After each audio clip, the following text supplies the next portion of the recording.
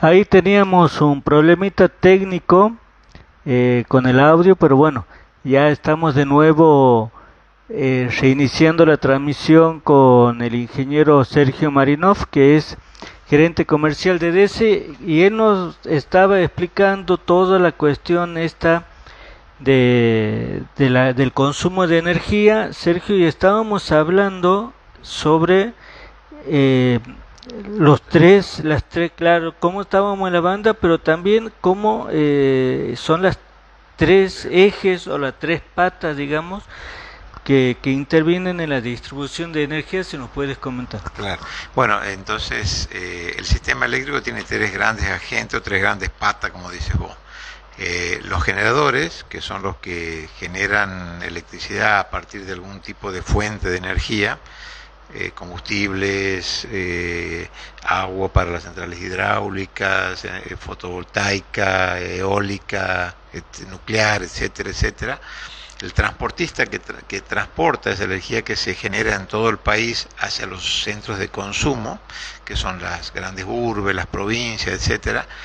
Y después las empresas distribuidoras que reciben esa energía que transportan los transportistas y las hacen llegar hacia los domicilios. Entonces, lo que vos comentabas de lo que había dicho la ex canciller Mondino era que de estudios que había hecho Camesa el año pasado se preveía de que toda la generación que había en el país, más lo que entra de energía de países vecinos, que entra de Uruguay, de Brasil, de Paraguay, de Bolivia, no iba a alcanzar a cubrir el pico de demanda que se esperaba de este año, que es 30.700 megavatios. Entonces, había algún tipo de posibilidad de que en algunos horarios del día y en alguna situación particular, como podría ser esta, por ejemplo, que es una ola de calor, se tenga que producir algún tipo de cortes. Y bueno, se había pensado que los agentes a los cuales se les iba a cortar son las grandes demandas, o sea, las de grandes usuarios, como por ejemplo Aluar, las grandes petroleras. Nosotros no teníamos ningún usuario, digamos, que podría llegar a tener algún corte. Entonces estaba pensado que ante alguna situación muy especial se le iba a pedir voluntariamente a esos usuarios que desconecten la demanda para poder darle esa energía a los usuarios residenciales y generales, usuarios chicos. Entonces, en un principio, el problema que se preveía era el más fuerte de la generación, que no pasó porque en realidad Brasil, Paraguay, Uruguay después tuvieron unos meses de mucha lluvia. Entonces Brasil, sobre todo, que depende mucho de la energía hidráulica, tenía las centrales hidráulicas llenas de agua, las represas, etcétera. Entonces la posibilidad de que falte importación desde Brasil quedó trunca. Entonces Brasil nos está aportando mucha energía ahora. Entonces la otra pata que quedó con problema era la del transporte de energía, que hay muchos corredores que le llamamos nosotros, que son líneas de alta tensión que vinculan, por ejemplo, el Comahue con Buenos Aires, etcétera, etcétera, o el centro con el norte, o la zona del litoral con la zona centro del país. Están saturados porque las líneas que hay ya no pueden transportar más potencia que la que transportan. Entonces se producen problemas digamos, de cuando se supera la capacidad, empiezan a haber o salen de servicio las líneas porque se supera la capacidad de transmisión, etcétera, etcétera. Y después están los problemas que pueden llegar a tener cada una de las jurisdicciones, que son las empresas distribuidoras. Puntualmente, o sea, no es lo mismo la situación de sus redes, por ejemplo, de alguna provincia con otra. Hay algunas provincias que han seguido invirtiendo, han seguido modernizando o ampliando la capacidad de sus instalaciones, otras no. Entonces, la realidad de una con otra varía muchísimo. Entonces, los grandes problemas que estamos viendo ahora son problemas no tanto de generación, porque digamos con la importación que está entrando de Brasil, de Paraguay, está entrando de Bolivia, está entrando de Uruguay, estamos, digamos, llevando bien la demanda que estamos teniendo. El problema se da por saturación de las líneas de transporte, líneas o estaciones transformadoras, ¿no? Y en este caso, la provincia de Santiago, ¿desde dónde está trayendo la energía para abastecer a la provincia. Claro, Santiago en este momento tiene, digamos, tres vías de acceso. Una es una línea de 500 kilovolt que viene desde la Valle hasta la Autonomía, hasta Pampamuyos. Ese es, digamos, el vínculo más fuerte que tiene con el sistema interconectado. Después tiene una red que viene desde la estación de Monte Quemado y que ingresa, digamos, desde el norte hacia el centro de la provincia.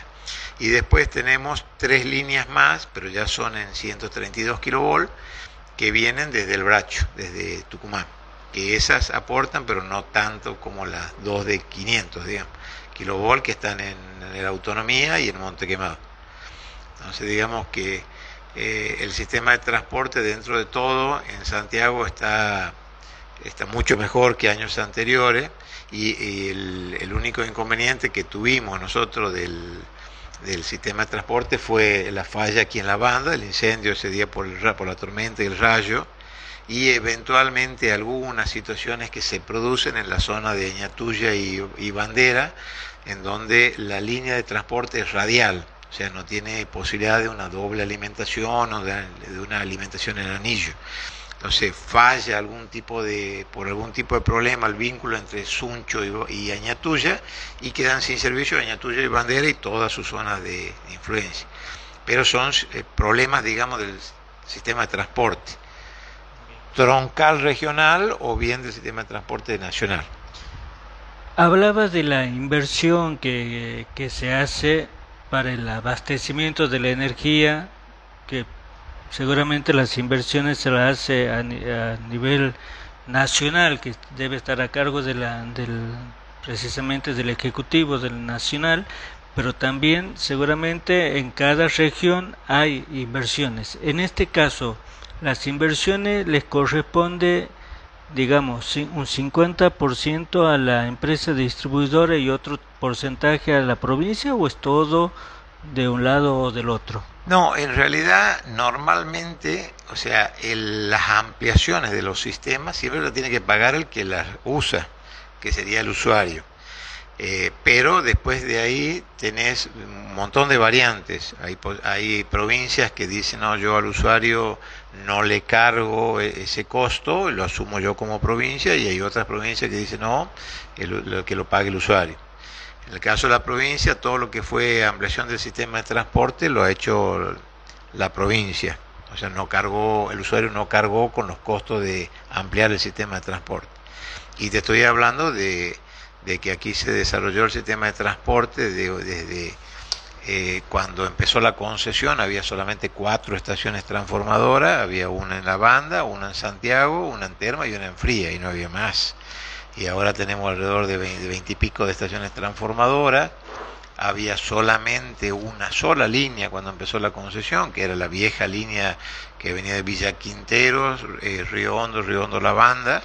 Y bueno, y después se hicieron 2 líneas más, una desde el Bracho hasta Santiago Centro y otra desde el Bracho hasta La Banda, y las estaciones en 500 y las líneas en 500. Entonces esas ampliaciones las ha hecho la provincia, estoy hablando prácticamente del año 2003, de 2005 en adelante, desde el 2005 en adelante. Unas pequeñas ampliaciones en los primeros años, del 95 hasta el 2003, pero el fuerte de la inversión se lo ha hecho del 2005 en adelante. Pero uno puede hacer todos los deberes en su provincia, y hay, por ejemplo, otras regiones en donde no las hacen a las inversiones porque no las quiere pagar la provincia, no las quiere que lo pague el usuario, y resulta que en esas regiones, que son las que están teniendo problemas ahora, los problemas que tienen, por ejemplo, el NEA o Córdoba, etcétera, repercuten en todo el sistema. Y bueno, ya nosotros, por ejemplo, lo que sean fallas en el NEA, las vemos nosotros aquí en Santiago. Un usuario me decía que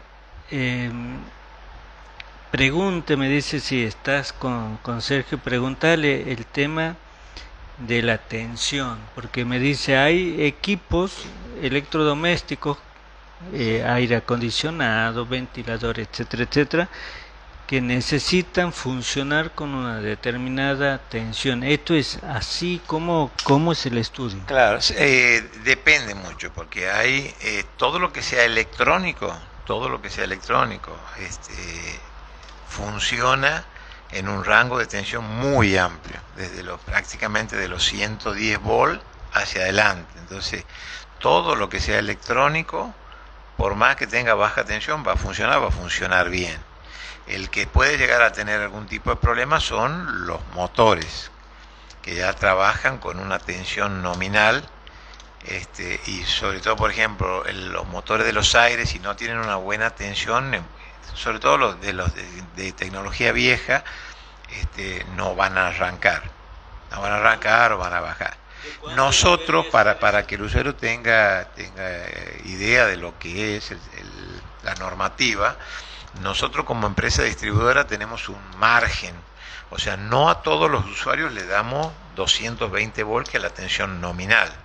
O sea, por las caídas de tensión que tienen las líneas, a medida que nos alejamos del transformador, los que están más cerca del transformador van a tener más tensión, y los que están más lejos a lo largo del cable van a tener más baja tensión. Entonces el rango que tenemos permitido nosotros para darle al usuario son 220 volt más menos un 10%. Entonces hacia arriba podemos ir hasta 242 volt y hacia abajo podemos ir hasta 198 volt. Entonces, entre ese rango de 198 a 242, todos los artefactos deberían funcionar sin problema.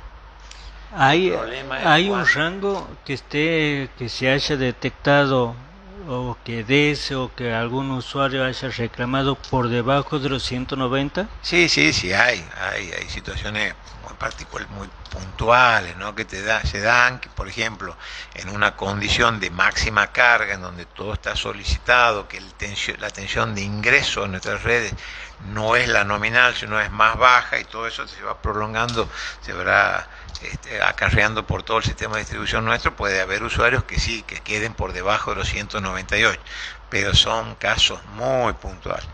Y en esos casos, los equipos que existen en esa vivienda pueden funcionar, técnicamente pueden funcionar, pueden registrarse algún tipo de problemas. La mayoría sí pueden funcionar, pueden llegar a tener algún tipo de problemas en, por ejemplo, aire acondicionado, por ejemplo, heladeras, pero después todo lo otro normalmente, o motores, por ejemplo, uno lo va a ver que en el motor del ventilador igual sigue andando a velocidad más lenta.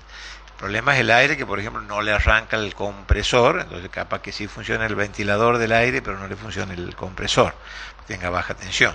Ese famoso zapateo que uno dice, está zapateando. Claro, porque quiere arrancar y no tiene la suficiente tensión como para arrancar, pero eso se puede llegar a dar en algunas situaciones muy puntuales de horario de máxima demanda y en algunos lugares. No en todos lados vas a llegar a tener ese problema. O bien puede darse el caso que lo que está viendo era el usuario son las oscilaciones bruscas. O sea, por ejemplo, que uno ve que baja la tensión y después sube la tensión fuerte.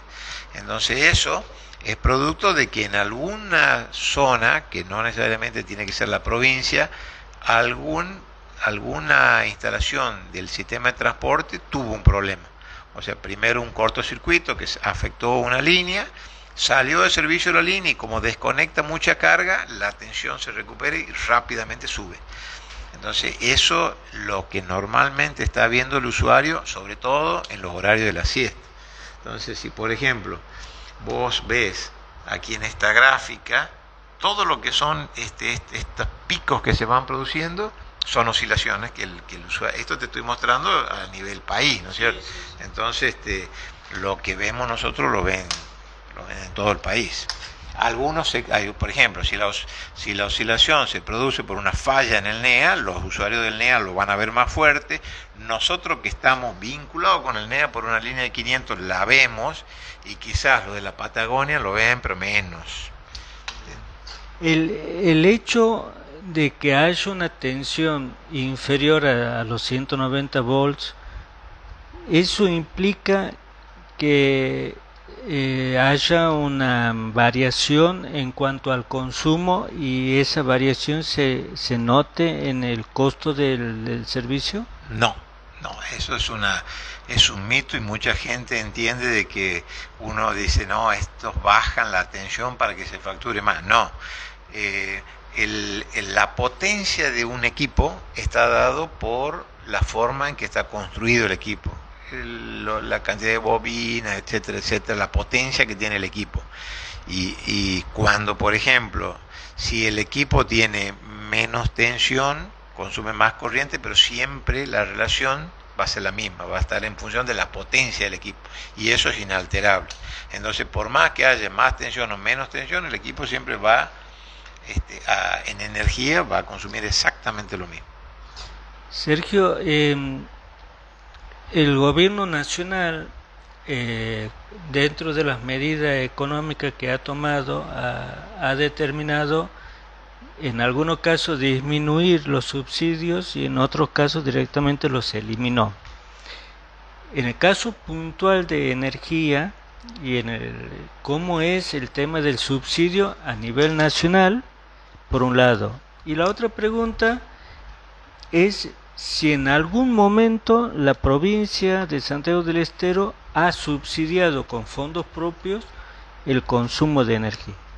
Sí, siempre el gobierno nacional desde el 2002, que se rompe la convertibilidad para adelante, ahí empieza a subsidiar el consumo.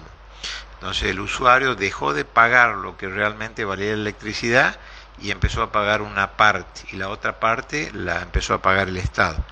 Hasta que llegó un momento en donde el usuario, año 2008, 2009, 2010, pagaba el 15 o 20% de lo que valía el servicio, lo demás lo pagaba la nación. Entonces, hubo dos periodos en donde se intentó quitar el subsidio y que el usuario pague el costo del servicio. Claro, la tarifa plena. Uno fue en el gobierno de Macri, que se intentó, y 2 años, 3 años alcanzaron a llegar a que el usuario pague más o menos el 75% del valor del servicio. Y ahora, con el nuevo gobierno de Milei, que desde febrero del año pasado empezó a tratar de normalizar y llevar el precio que paga el usuario al precio pleno. Y la provincia tuvo distintos periodos, hubo periodos en donde puso plata, digamos, de rentas generales y subsidió, y hubo periodos en donde no subsidió. O sea, Este es el periodo en el que la provincia no está subsidiando. claro, desde aproximadamente ahora, no, o sea, te estoy hablando hasta hoy, porque bueno, yo por lo menos me entero recién por las publicaciones de los medios locales de que en los anuncios que dio el señor gobernador está previsto la implementación de un fondo de compensación estival. No lo leí bien cómo era, pero es un fondo que va a compensar las tarifas de los usuarios residenciales, que teóricamente sería de lo que he leído por 2 meses, o sea que abarcaría seguramente 2 facturas mensuales, y va a los usuarios residenciales. Cuando uno recibe la boleta de la luz, ¿cómo se la tiene que leer? Porque por ahí hay uno que mira el monto total. Dice, bueno, pago tanto. Al mes siguiente me ha aumentado.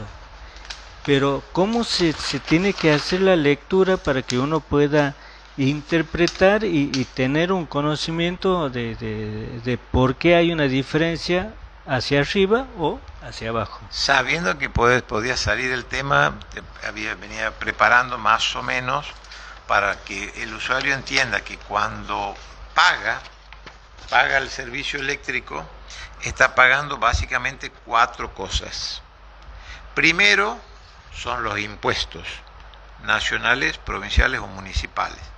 Después, lo que cuesta generar cada kilovatio hora de electricidad, transportar esos kilovatios hora de las plantas de generación hasta los domicilios, y después esto es transportarla hasta, digamos, hasta la frontera de cada provincia, y después el costo de llevar esa energía desde la frontera de la provincia hasta el domicilio.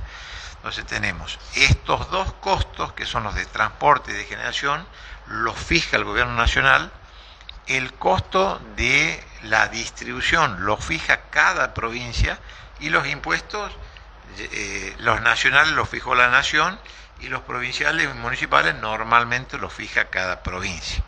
Entonces el usuario, cuando recibe la factura, está pagando esta parte que es de su servicio y esta parte que es de son los impuestos nacionales, provinciales o municipales. Entonces, sobre esta parte, aquí en gráfico están básicamente en la proporción en la que inciden. Entonces, esta es la parte del costo de la energía, esta partecita lo del transporte, esto es lo que es el costo de distribución, y estos son los impuestos. Y aquí en el costo de distribución está incluido todo lo que sea las inversiones para ampliación, y aparte de todos los otros costos que uno tiene que absorber para prestar el servicio. La gente, las guardias de reclamo, los telefonistas, la gente que repara, la que arregla, bueno, etcétera, etcétera, todo, combustible, alquiler de equipos, compra de materiales, todo está aquí. Y esto es simplemente el costo de la generación y el transporte. El transporte, por ejemplo, no hace ampliaciones. El transporte es como si fuese un chofer de un camión, solamente maneja. Entonces, si hay que hacer una ampliación de un sistema de transporte, el transportista no invierte, sino que dice, che, ojo que falta una línea, hacela. Entonces, usted de aquí, de esta plata que usted recibe, tiene que tener los recursos de aquí o en el caso de Santiago, en su momento las inversiones las ha hecho la provincia para lo que es la ampliación del sistema de transporte, entonces salen de ahí. Sergio, uno de los componentes de las facturas decías que era los impuestos. Supuestamente el gobierno de la nación había solicitado a las provincias y específicamente a los municipios que no se cobren adicionales. En el caso de Santiago o en el conurbano Santiago-La Banda, ¿cómo es la situación? Sí, la realidad, está buena la pregunta porque hay mucha confusión al respecto. La Secretaría de Comercio de la Nación sí sacó una resolución en donde imponía o establecía que las facturas de los servicios públicos no podían tener impuestos que no sean los relacionados con el servicio. Entonces, a nosotros, cuando llegó la resolución, nosotros aquí en la provincia tenemos básicamente 3 impuestos. Uno que es el IVA, que es nacional, es una ley nacional, y después 2 impuestos que fueron aprobados por una ley provincial, y las 2 van hacia los municipios, ninguna va hacia el gobierno provincial.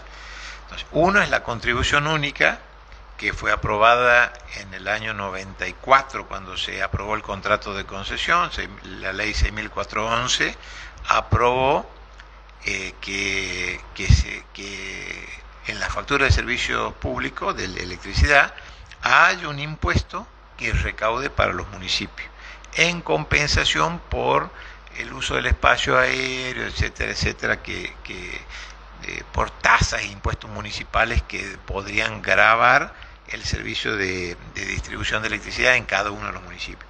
Y después una tasa de energía municipal que también está aprobada por ley del año 95, que no recuerdo bien el número, 6.500, no recuerdo bien el número de la ley, que establece que los municipios pueden firmar convenios con la distribuidora y poner esa tasa para que sea cobrada en la factura de electricidad. Pero se refiere siempre a una tasa que compensa los consumos de energía de cada municipio. Entonces, en cierta forma, sí están relacionados. Son dos impuestos que están aprobados por ley provincial y sobre eso la nación no tiene, tengo entendido que no tiene jurisdicción, porque nosotros hemos hecho las consultas a nuestro ente regulador para ver si eso aplicaba o no aplicaba a nosotros, y bueno, el ente regulador nos contestó que esos son artículos de leyes preexistentes y sobre los cuales, porque el servicio de distribución es de ámbito de cada jurisdicción. Entonces, la nación no se puede meter en la forma en que el Chaco, por ejemplo, tiene su sistema de distribución de electricidad. No se puede meter porque somos una provincia, un país federal, entonces cada provincia tiene delegado esa facultad, es totalmente autónomo. Entonces la provincia dice, yo cobro, yo no cobro, algunos cobrarán, otros no cobrarán, pero ya es una facultad de cada provincia. Aquí hay dos leyes que fueron aprobadas en el 94 y 95 que habilitan a esos dos. Entonces, ahí he visto yo videos que la mandan a la gente a que piden un formulario. No funciona así.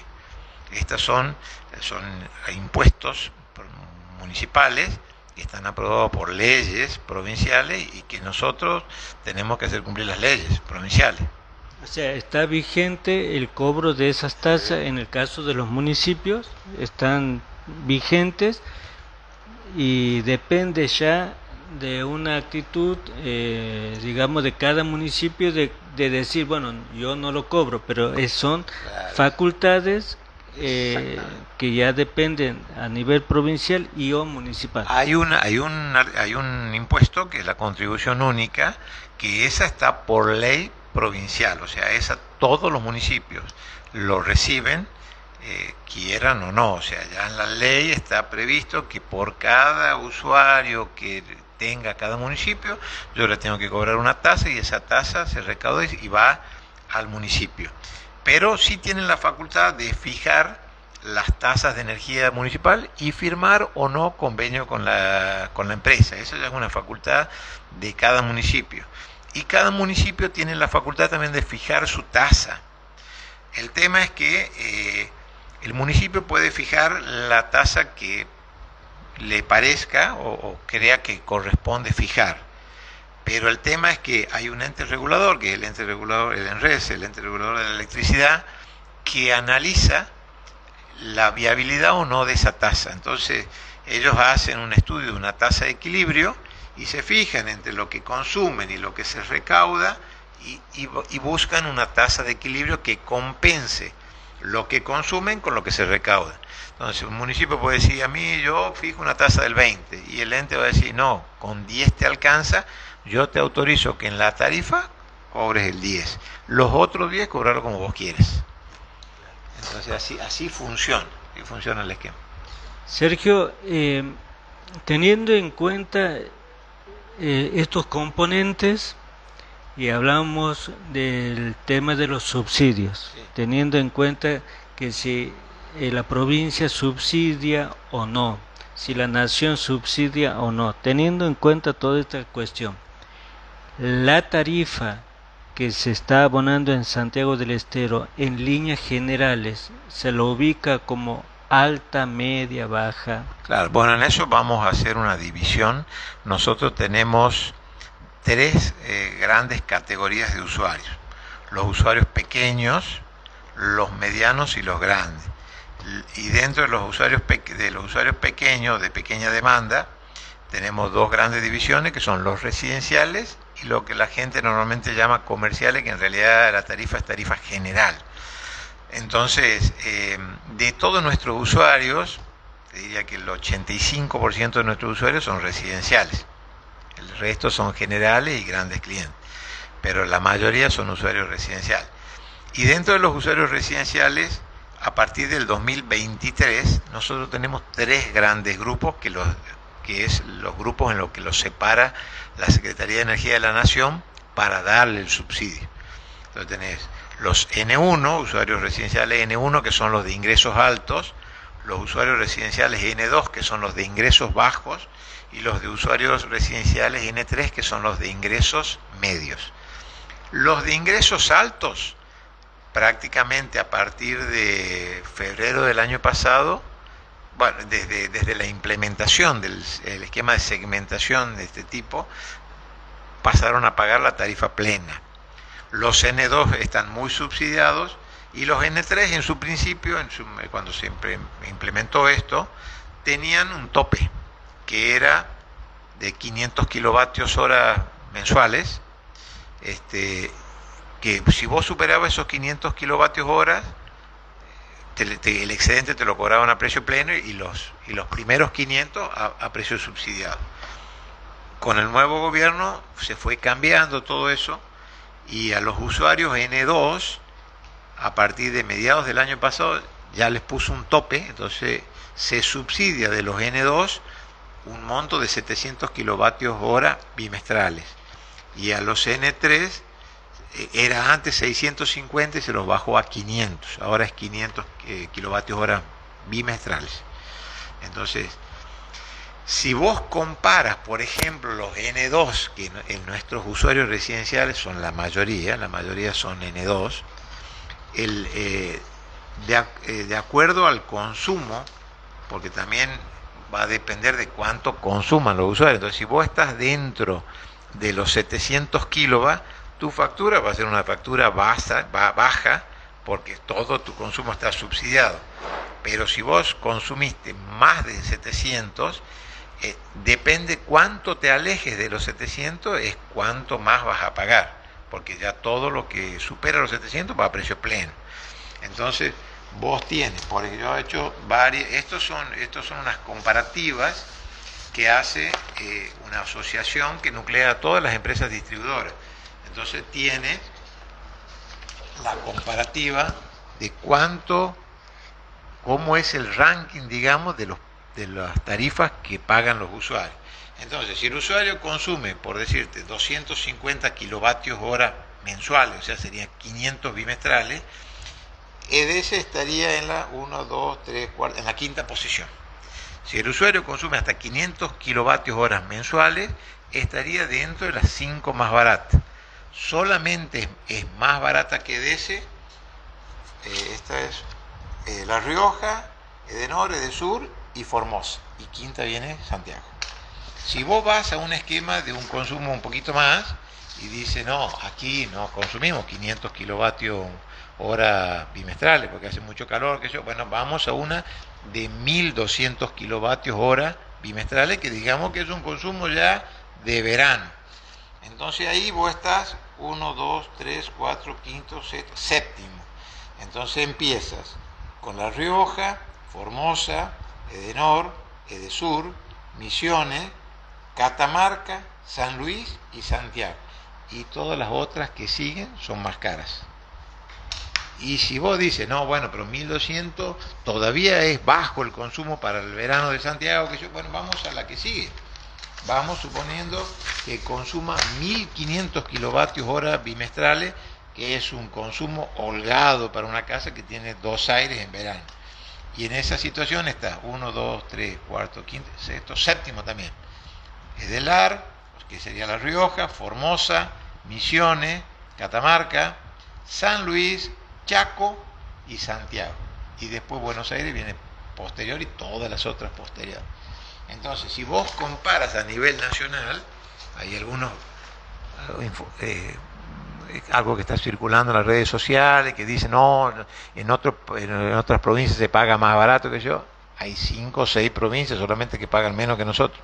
Después todas las otras pagan más. El usuario residencial paga más que nosotros. A igual consumo, ¿no? Porque hay gente que compara, no, mi tía paga, no sé, por decirte, 20.000 pesos. Claro, pero ¿cuánto consume tu tío? A lo mejor consume nada. Entonces hay que comparar, siempre hay que comparar igual cantidad de kilovatios hora.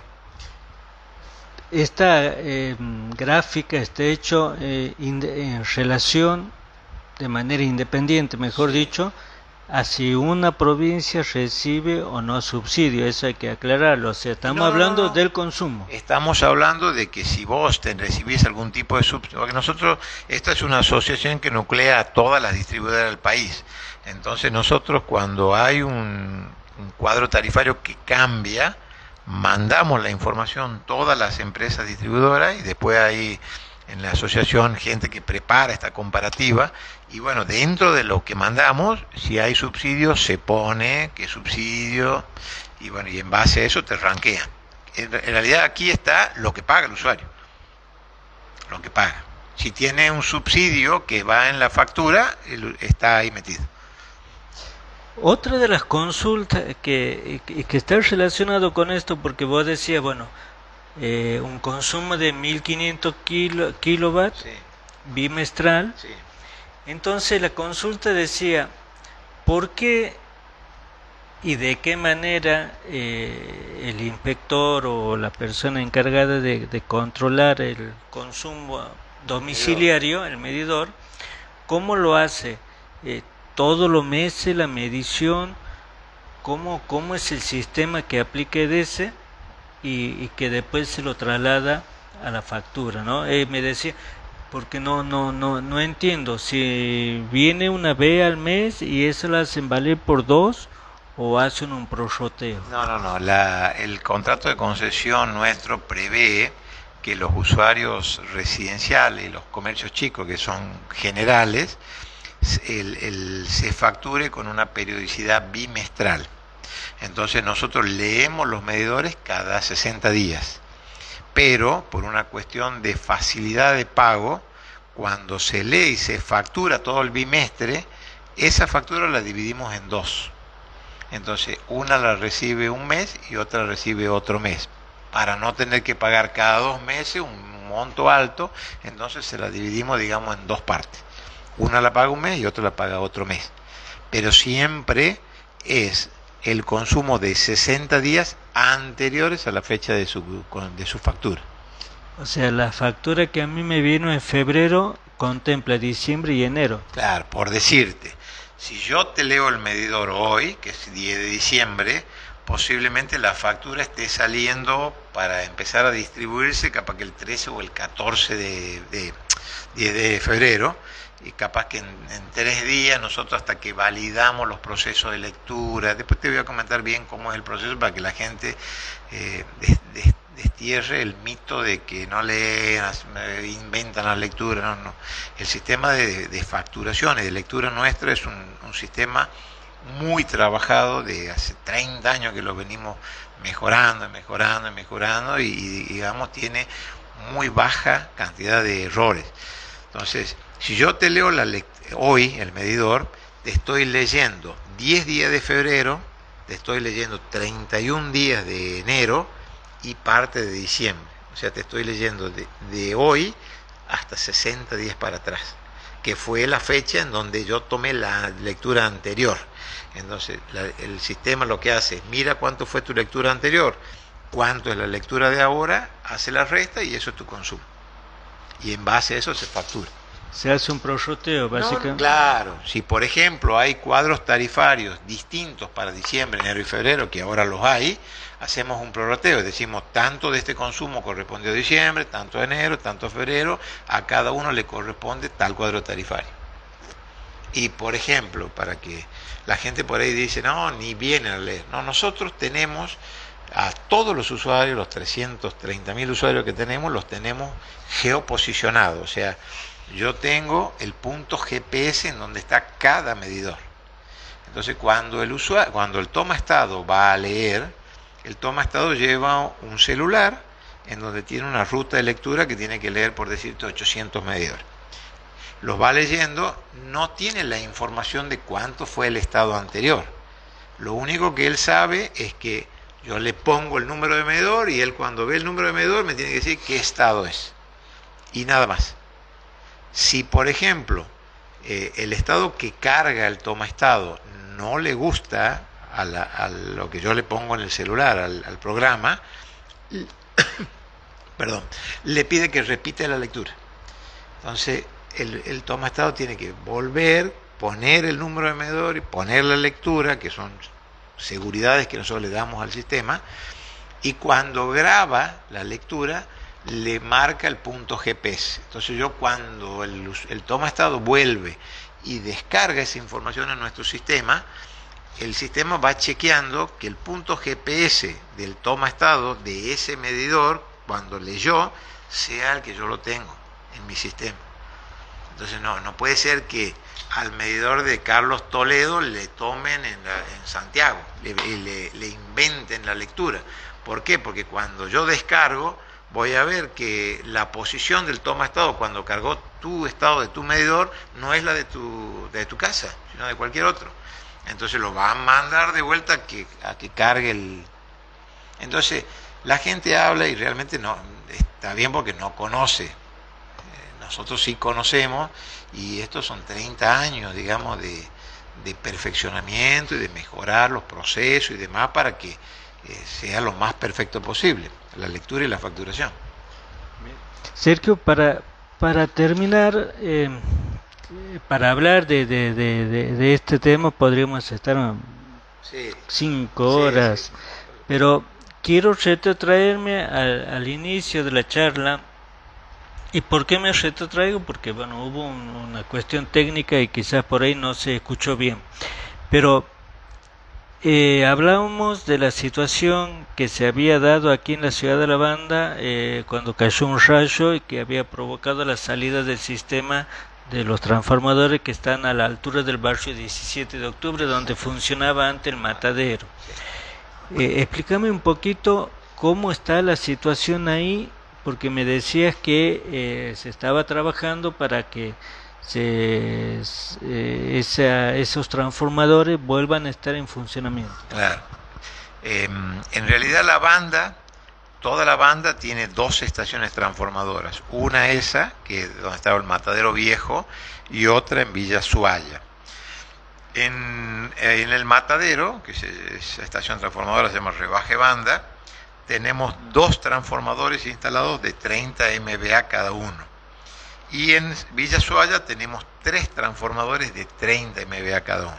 Entonces quiere decir que la banda y su zona de influencia, porque de aquí la banda se alimenta Clodomira, se alimenta Pozo Hondo, se alimenta hasta La Invernada, se alimenta hasta Beltrán, la zona de Colonia Jaime, Los Quiroga, etcétera, etcétera, todo se alimenta desde las 2 estaciones transformadoras que tenemos la banda. Al tener ese problema del rayo y que se quemaron 2 transformadores, la banda, en vez de tener 150 MVA, pasó a tener 90 MVA. Nos quedamos sin 2 transformadores. Entonces nosotros en ese momento empezamos a decir que el sistema eléctrico provincial estaba trabajando en condiciones de emergencia. ¿Por qué? Porque estaba faltando una estación transformadora completa. Y más se siente en la banda porque está aquí y alimenta casi el 60% de la banda. Entonces, ¿qué pasó cuando se quemó esos 2 transformadores por el rayo? La carga que alimentaban esos 2 transformadores los hemos pasado a la que está en Villa Suaya y parte lo hemos pasado a Santiago.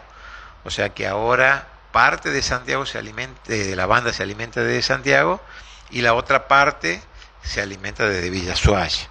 Entonces sí puede haber, nosotros pensábamos que en las condiciones de una ola de calor como la de ahora, posiblemente íbamos a tener que ir en condiciones, digamos, en horarios pico, entre las 2 de la tarde y 4 de la tarde, que posiblemente íbamos a tener que recurrir a algún tipo de corte de demanda porque no iban a dar abasto los transformadores que quedaron alimentando toda la banda. Gracias a Dios esa situación no pasó, estamos en una ola de las más fuertes que yo recuerde, porque ya llevamos prácticamente 10 días de 42 grados, 43 grados y más también, y hasta ahora, gracias a Dios, no hemos tenido que hacer ningún tipo de corte.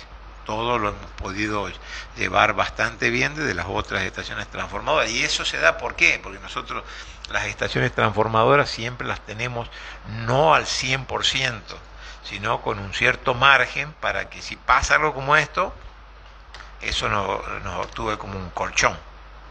Sergio, al inicio de la charla, lo primero que habíamos tocado era, para reiterarlo nada más, que a nivel nacional hoy se ha registrado un pico superando a lo que había sucedido hace un año atrás.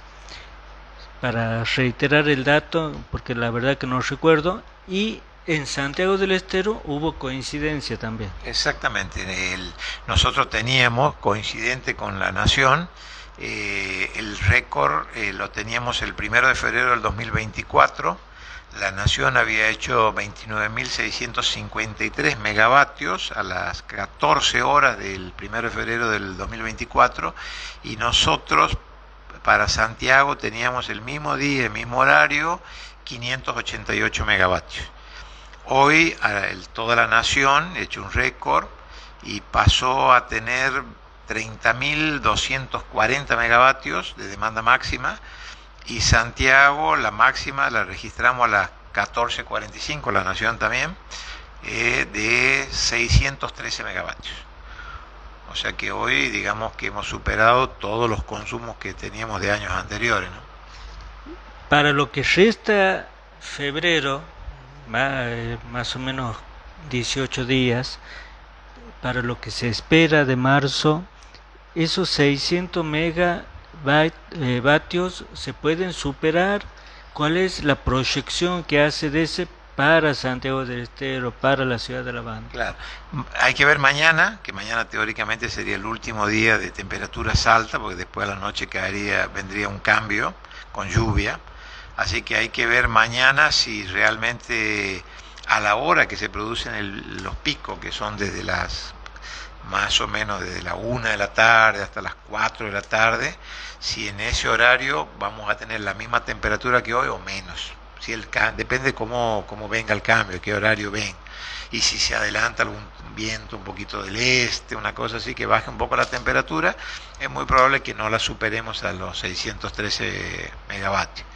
Y para adelante se tiene que dar una situación como esta, o sea, el sistema se solicita muy fuerte cuando vos tienes un periodo de más de 3 días de altas temperaturas sostenidas, en donde la temperatura de la noche no alcanza a enfriar nada, o sea, vos tienes por encima de los 30 grados a la noche, entonces ahí realmente trae complicaciones. Uno entiende que en marzo normalmente las noches ya son un poco más frescas, entonces digamos te da respiro en las instalaciones, se frían los transformadores, se frían los cables, y mejora mucho el rendimiento de las instalaciones.